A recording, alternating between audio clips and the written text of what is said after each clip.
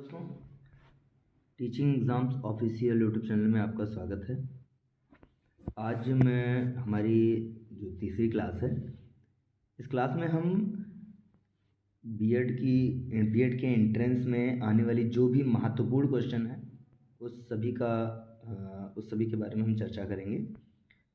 हर एक क्वेश्चन वही होंगे जो आपके एग्ज़ाम में आने वाले हैं। आपके एग्ज़ाम्स के दृष्टि से सबसे ज़्यादा महत्वपूर्ण है, सिर्फ वही क्वेश्चन होंगे। तो देरी न करते हुए चलिए स्टार्ट करते हैं। तो आज का जो पहला सवाल है वह कीमत है जिसमें उपभोक्ता द्वारा खरीदी गई मात्रा उत्पादकों द्वारा आपूर्ति की जाने वाली मात्रा के बराबर होती है। तो इसके लिए आपके पास चार ऑप्शन हैं: उत्पाद कीमत, अधिशेष कीमत, संतुलन कीमत और कुल कीमत।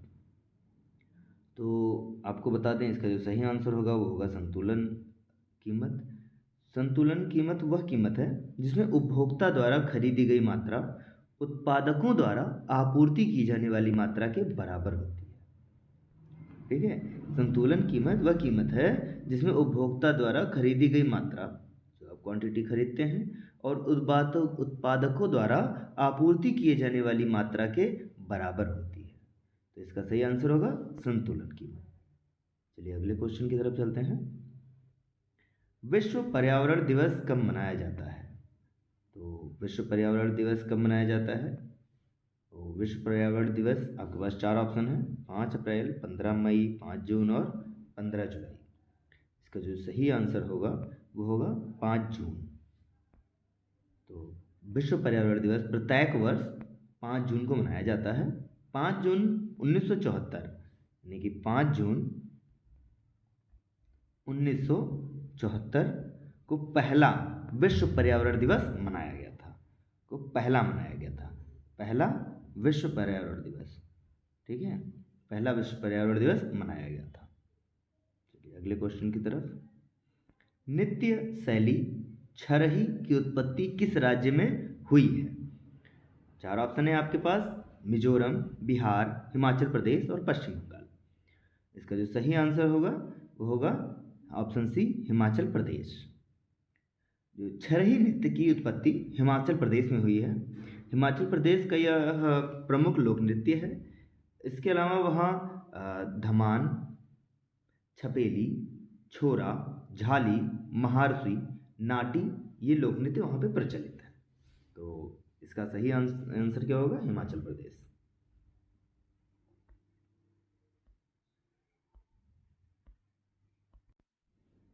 अगला क्वेश्चन हमारा है, मथुरी लोक नृत्य इनमें से किस राज्य में प्रचलित है? ऑप्शन है आपके पास मिजोरम, तेलंगाना, गोवा और झारखंड। तो इसका जो सही आंसर होगा वो होगा ऑप्शन बी, तेलंगाना। तेलंगाना में मथुरी जो लोक नृत्य है वहाँ पे बहुत प्रचलित है। और मिजोरम में जो प्रचलित है उसका, मिजोरम में प्रचलित जो है वो है खल्लम लोक नृत्य, वहाँ का बहुत प्रचलित है। आपको हम लिखे दे रहे हैं, ये है खल्लम, मिजोरम में सबसे ज़्यादा प्रचलित है। गोवा में जो प्रचलित है उसका नाम है फुगड़ी। गोवा में प्रचलित है फुगड़ी। फुगड़ी वहाँ पे प्रचलित है। इसके अलावा आपको झारखंड में बता दूं, झारखंड में छऊ नृत्य बहुत फेमस है। झारखंड में छऊ नृत्य यहाँ पे बहुत फेमस है। तो इसका आपको मिल गया है आंसर। हाँ, ऑप्शन होगा तेलंगाना में मथुरी लोक नृत्य फेमस है। अगला क्वेश्चन है, भारतीय संविधान के मौलिक कर्तव्य किस देश के संविधान से लिए गए हैं? आपके पास चार ऑप्शन है: यूनाइटेड किंगडम, संयुक्त राज्य अमेरिका, सोवियत संघ और ऑस्ट्रेलिया। तो आपको हम क्लियर कर दें कि भारतीय संविधान का जो मौलिक कर्तव्य है ये आपका लिया गया है रूस से, यानी कि सोवियत संघ रूस, यहाँ से आपका लिया गया है। तो डिफाइन कर दें, भारतीय संविधान के मौलिक कर्तव्य को 42वें संविधान संशोधन 1976, ये आपका जो जोड़ा गया था, ये आपका जोड़ा गया था 42वें संविधान संशोधन से। 42वें संविधान संशोधन से ये जोड़ा गया था, जो हुआ था, ठीक है, 42वें संविधान संशोधन, हाँ, 1976 में ये जोड़ा गया। ये स्वर्ण सिंह समिति की अनुशंसा पर सोवियत संघ से संविधान में लिया गया था। इसे संविधान के भाग 4 का अनुच्छेद 51 का में जोड़ा गया। इसे संविधान के भाग 4 का के अनुच्छेद 51 का में जोड़ा गया। इसमें मूल कर्तव्यों की कुल संख्या 11 है। तो इसका सही आंसर आपको मिल गया सोवियत संघ रूस।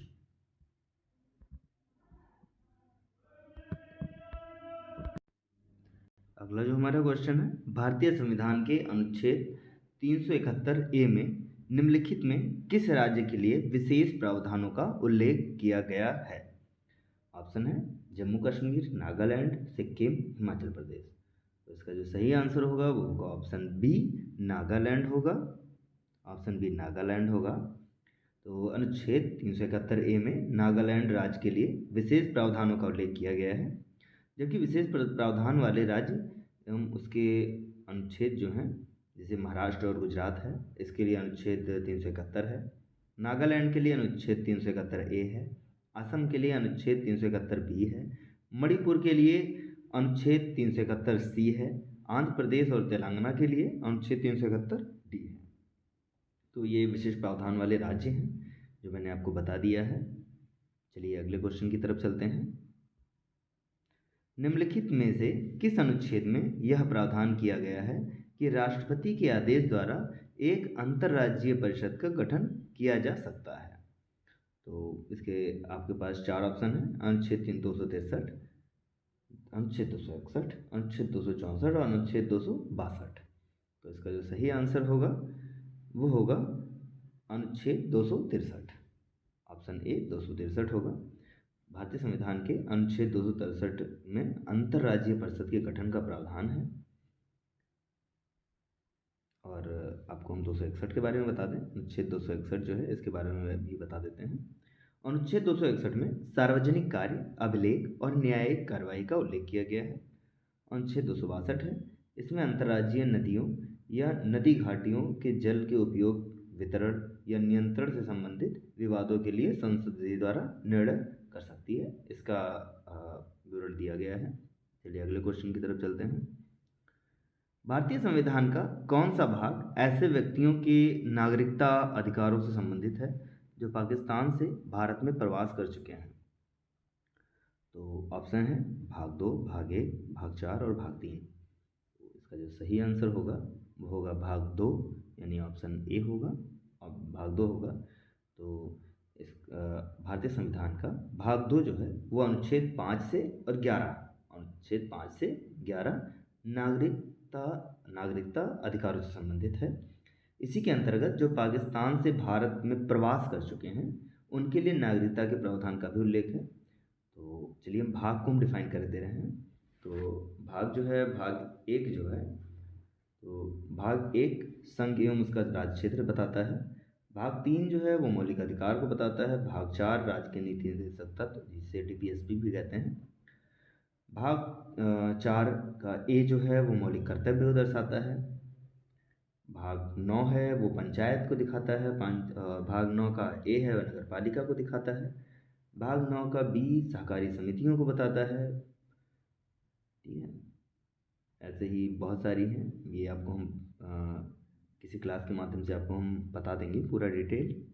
चलिए अगले क्वेश्चन की तरफ चलते हैं। भारत के संविधान में मूल अधिकारों के तहत धर्म, नस्ल, जाति, लिंग या जन्म स्थान के आधार पर भेदभाव का निषेध किया गया है। ये किस अनुच्छेद में दर्शाया गया है? अनुच्छेद 15, 14, 17 या 16। तो इसका जो सही आंसर होगा वो होगा अनुच्छेद 15। अनुच्छेद 15 में दिखाया गया है।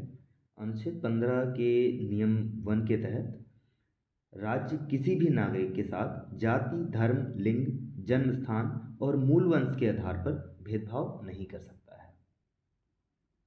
अगले क्वेश्चन की तरफ। पटाखा किस देश की मुद्रा है? बहुत ही अच्छा क्वेश्चन है। ये क्वेश्चन बार बार आया हुआ है एग्जाम में। पटाखा जो है वो मकाऊ की मुद्रा है। आपको हम बता दें कि पटाखा जो है मकाऊ की मुद्रा है। और पनामा जो है वो बालबाओ का है, US डॉलर में है। बालबाओ है मुद्रा पनामा का। और लाओस जो है, लाओस इसकी मुद्रा है किप। लाओस की मुद्रा है किप। ठीक है, मैक्सिको की मुद्रा है क्या, पेसो। मैक्सिको की मुद्रा है पेसो। और पनामा की हमने बता ही दिया, बालबाओ है, बालबाओ, बाल हुआ, ये ले बाल हुआ है। तो इसका आंसर आपको मिल गया कि पटाका मगाओ की मुद्रा है। अगले क्वेश्चन की तरफ चलते हैं। माले, माले किस देश की राजधानी है? तो ऑप्शन है आपके पास मॉरिशस, मालदीव, लक्षद्वीप और मलेशिया। तो सही आंसर जो होगा वो होगा माले, जो है वो मालदीव, मालदीव की राजधानी है। मालदीव की राजधानी माले है। और आपको बता दें कि मॉरिशस जो है, मॉरिशस की राजधानी जो है पोर्ट लुइस है। मॉरिशस, मॉरिशस की राजधानी क्या है, पोर्ट लुइस है। पोर्ट लुइस, देख लीजिए ऐसे है पोर्ट लुइस।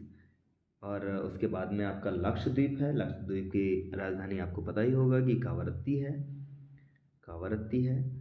और उसके बाद में आपको बचा मलेशिया। मलेशिया की राजधानी है कुआला, कुआलालंपुर, कुआलालंपुर है इसकी राजधानी, कुआलालंपुर लिख देते हैं, कुआलालंपुर, कुआलालंपुर है। चलिए अगले क्वेश्चन की तरफ चलते हैं। पवित्र शहर मक्का में स्थित है, कौन सा शहर है, यानी पवित्र शहर है ये मक्का में स्थित है? तो इसका जो सही आंसर होगा, पहले तो आप चार ऑप्शन दिए गए हैं। यूएई, यानी कि जिसे आप यूएई है, और सऊदी अरब है, कतर है, अबू धाबी है।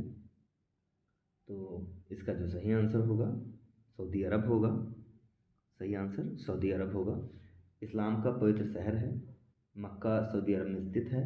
यहाँ पर काबा तीर्थ और मस्जिद अल हरम भी स्थित है। यह शहर हार्सिक, यह शहर वार्षिक हज तीर्थ यात्रा, जो इस्लाम के 5 स्तंभों में से एक है, उसके लिए प्रसिद्ध है।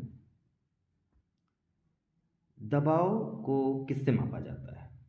दबाव को किससे मापा जाता है? ऑप्शन है द्रव्यमान एवं घनत्व, किए गए कार्य, बल एवं क्षेत्रफल, बल एवं दूरी। तो इसका सही आंसर होगा बल एवं क्षेत्रफल, बल एवं क्षेत्रफल से है। तो इसका जो सूत्र होता है आपको बता दें कि दाब स्क्वायर बल बटे क्षेत्रफल, ये होता है। दाब का मात्रक जो है वो पास्कल, न्यूटन। हाँ, दाब का जो मात्रक होता है पास्कल। ठीक है, पास्कल होता है। इसको हम ऐसे लिख सकते हैं, न्यूटन मीटर स्क्वायर।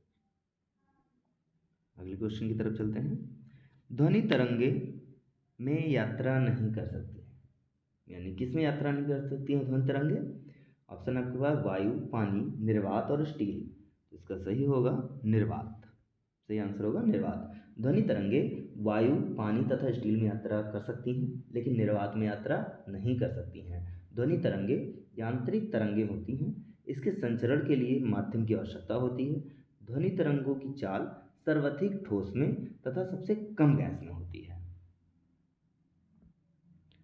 अगला है हिंताजन्य रोगों, यानी डिफिशियंसी डिजीज जो है, इसके संदर्भ में रिकेट्स की कमी के कारण क्या होते हैं? तो आपका है हिंताजन्य रोग। तो हिंताजन्य जो रोग होते हैं वो किसकी कमी के कारण होते हैं? इसके आपके पास चार ऑप्शन है, vitamin C, vitamin D, vitamin E या विटामिन B12। तो इसका जो सही ऑप्शन होता है वो होता है विटामिन डी। विटामिन डी होता है, जो विटामिन डी का जो रासायनिक नाम है वह है कैल्सीफेरॉल। विटामिन डी का एक रासायनिक नाम ये भी आपका आ सकता है कि विटामिन डी का रासायनिक नाम क्या है? तो विटामिन डी का जो रासायनिक नाम है वह है कैल्सीफेरॉल। कैल्सी हम लिखे दे रहे हैं, आप नोट कर सकते हैं, नोट डाउन कर सकते हैं, कैल्सीफेरॉल, कैल्सीफेरॉल है। ठीक है, ये विटामिन डी का रासायनिक नाम है। इससे जो है ये बंधता नामक रोग हो सकता है। ठीक है, अब आपको हम बता दें, विटामिन ए जो होता है उसका रासायनिक नाम होता है रेटिनॉल, उससे रतौंधी हो सकती है। विटामिन B12 जो होता है इससे ये इसका जो रासायनिक नाम है वो है साइनोकोबालामिन। और उसके बाद में विटामिन डी होता है, उसका कैल्सीफेरॉल हो ही गया। विटामिन ई होता है, उसका रासायनिक नाम है टोकोफेरॉल। अगला क्वेश्चन, निम्नलिखित में से कौन सा एक जीवाणु जनित रोग है? तो जीवाणु जनित रोग कौन सा है? ऑप्शन 4 हैं आपके सामने, कंठमाला, खसरा, छोटी चेचक या डिप्थीरिया। तो इसका जो सही आंसर होगा वो होगा डिप्थीरिया। डिप्थीरिया है इसका सही आंसर। जो जीवाणु एक कोशिकीय प्रोकैरियोटिक सूक्ष्मदर्शी जीव है जो प्रायः सर्वत्र पाए जाते हैं। कुछ जीवाणु लाभदायक होते हैं और कुछ जीवाणु अनेक प्रकार के रोग उत्पन्न करते हैं। जैसे आपको बता दें कि जीवाणु द्वारा होने वाले जो भी रोग हैं वो आपको बता दें, जैसे टिटनेस है, ये जीवाणु द्वारा होते हैं। हैजा है, ये भी जीवाणु द्वारा होने वाले रोग हैं। डिप्थीरिया, टाइफाइड, तो ये सब जीवाणु द्वारा होते हैं। खसरा, मोरबीली वायरस के संक्रमण तथा छोटी चेचक वेरिसेला जोस्टर नामक वायरस से होने वाले रोग हैं। पौधों का नर प्रजनन अंग, आपके पास 4 ऑप्शन है, वर्तिका, वत्तिकाग्र, अंडाशय या पुंकेसर। इसका सही ऑप्शन जो होगा वो होगा पुंकेसर। पुष्प का नर अंग पुंकेसर कहलाता है। यह पौधों के नर युग्मों को बनने में मदद करता है और परागकणों में पाया जाता है। अगला क्वेश्चन, अच्छा चलिए हमारा यहाँ एंड होता है, जीएस का ये सेशन हमारा इसमें एंड हो गया है इस वीडियो में। अगले वीडियो में अब फिर हम आपको और भी अच्छे अच्छे क्वेश्चन लेके आएंगे जो आपकी परीक्षा की दृष्टि से बहुत ही महत्वपूर्ण होंगे। तो आशा करते हैं कि आपका ये वीडियो जो है वो आपकी एग्ज़ाम की दृष्टि से बहुत ही महत्वपूर्ण होगा। आपको ये वीडियो अगर अच्छी लगी होगी तो वीडियो को लाइक कर दीजिएगा, चैनल को सब्सक्राइब कर दीजिएगा। और अगर कोई भी अगर क्वेश्चन को अगर आपको इम्प्रूव कराना हो कि आपको लगता है कि वो क्वेश्चन आ सकते हैं, आप हमें कमेंट सेक्शन में बता सकते हैं। हम अपने वीडियो में आपके क्वेश्चन को भी लेके आएंगे। धन्यवाद।